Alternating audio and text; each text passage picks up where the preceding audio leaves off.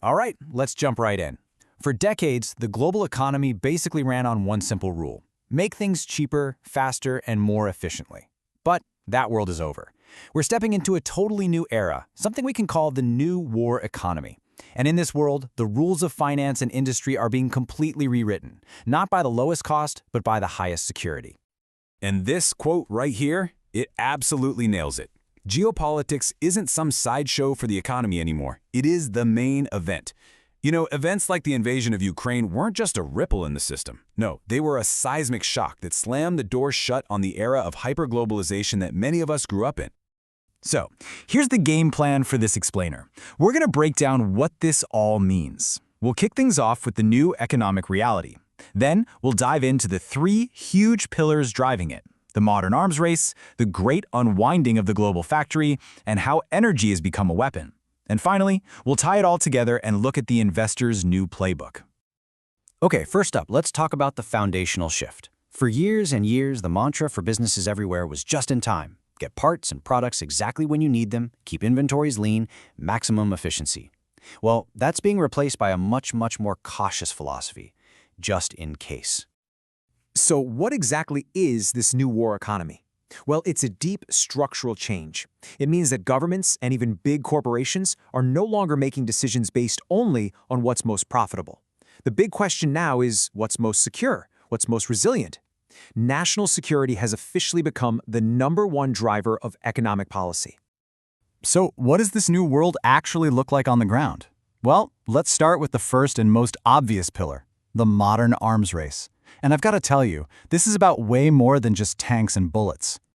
The sheer scale of this is just staggering. We're talking about $2.5 trillion in global military spending just for 2024.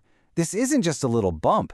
It is a record-shattering number that has blown past the spending levels we saw even at the absolute peak of the Cold War.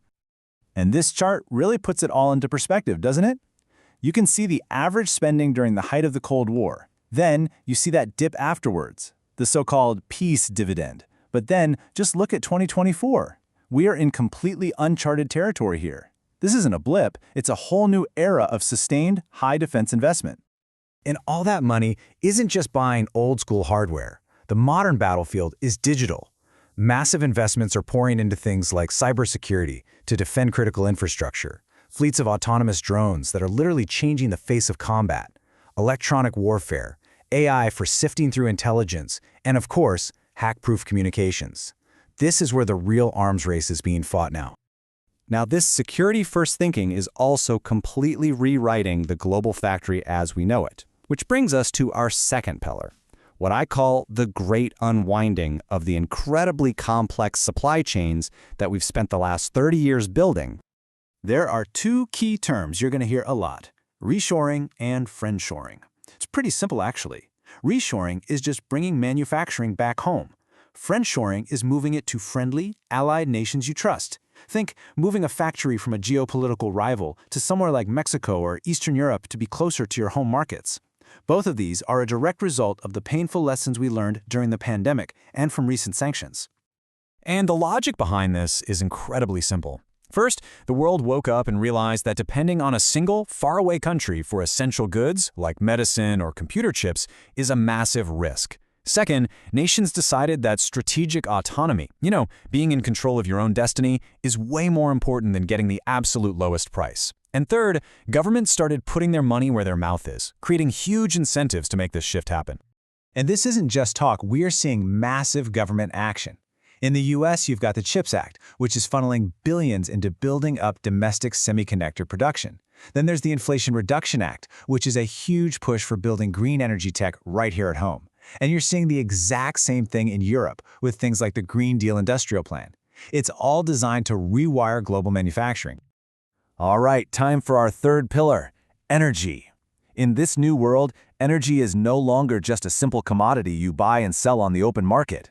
It has been transformed into an incredibly powerful weapon, a new kind of geopolitical currency.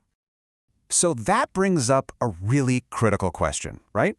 In an era where your energy supply can be turned off like a tap, how do you make sure your lights stay on and your factories keep running? Well, the answer countries are landing on is this fascinating dual strategy. Okay, so on the one hand, countries are scrambling to lock down traditional fossil fuels for the short term. We're seeing enormous investments in things like liquefied natural gas terminals, or LNG. But at the exact same time, they are slamming the accelerator on renewables. The race is on for green hydrogen, for better battery storage, for smarter grids. Because everybody now understands that true long-term energy independence is green independence.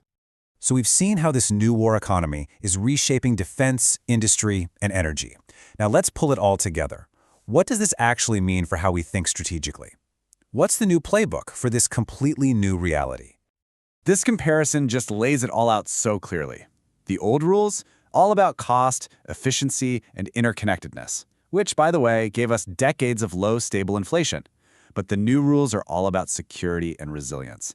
And that means more localized production. And, this is a big one, it likely means a world with structurally higher inflation. Think about it. When resilience and security cost more than pure efficiency, that extra cost gets baked into the economy. So, this new environment demands a whole new way of thinking. Strategically, the focus shifts to the very sectors we've just talked about: defense, energy, heavy industry, and what you might call productive tech, things like robotics and automation that boost manufacturing at home. Geographically, there's a clear preference for stable, autonomous regions. The huge long-term trends to watch are things like automation, cybersecurity, and energy security. And finally, none of this is possible without raw materials, the commodities that power this new world: copper for all the new wiring, lithium for batteries, rare earths for all the high-tech gear. They become more strategically vital than ever before. Ultimately, if you remember just one thing from all of this, let it be this. We are fundamentally shifting from a world that was optimized for just-in-time efficiency to a world that is being rebuilt for just-in-case resilience. And understanding that single, powerful shift, well, that's the key to navigating everything that comes next.